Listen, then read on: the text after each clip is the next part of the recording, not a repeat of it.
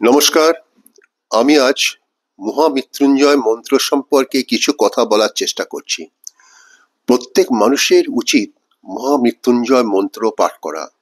এই মন্ত্র ভগবান মহাদেবকে স্মরণ করে রচিত হয়েছে। এই মন্ত্রটি ঋগ্বেদেও দেখা যায়, আবার মার্কণ্ড পুরাণেও দৃষ্ট হয়।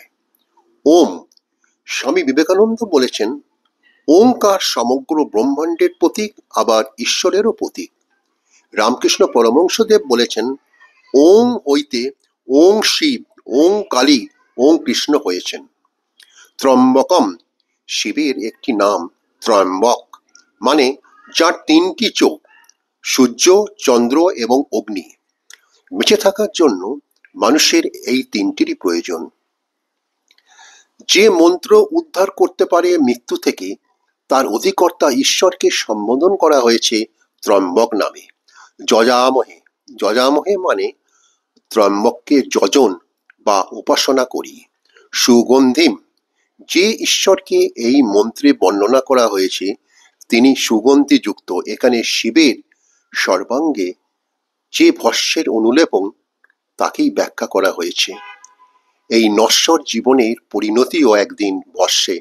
মোক্ষ লাভ করতে পারলে, মৃত্যু ভয় কেটে গেলে ওই ভস্যই হয়ে ওঠে সুগন্ধির সমতুল। পুষ্টিবর্ধনম, শিব অর্থাৎ যিনি আমাদের মৃত্যু থেকে রক্ষা করেন, তিনি আমাদের পুষ্টিবর্ধনেরও সহায়ক। পুষ্টি হলেই শরীর নিরোগ হয়। তাই মহামৃত্যুঞ্জয় মন্ত্র শিবকে বর্ণনা করেছে পুষ্টিবর্ধনম রূপে। উর্বারোহমিব, সংস্কৃতে উর্ব শব্দটিকে নানাভাবে ব্যাখ্যা করা হয়েছে। কেউ বলেন উর্ব শব্দের অর্থ বিশাল, কেউ বলেন মৃত্যুরই মতন ভয়ানক, আর আরকম মানে যা আমাদের রক্ষা করে এই ভয় থেকে। বন্দনান, বন্দনান শব্দের মধ্যে বন্ধন শব্দটির উপস্থিতি লুকিয়ে আছে, অর্থাৎ বিশাল মৃত্যুর মতো ভয়ানক ভয় আসলে বন্ধনেরই নামান্তর।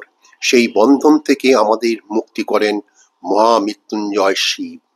মামৃতাৎ, মা শব্দের অর্থ সংস্কৃতি না, তাহলে অমৃতাম নয়। অমৃতম অর্থে এখানে সুখ, অর্থাৎ শিব আমাদের মৃত্যু থেকে উদ্ধার করুন, আমাদেরকে রক্ষা করুন, কিন্তু অমৃত থেকে নয়। নমস্কার।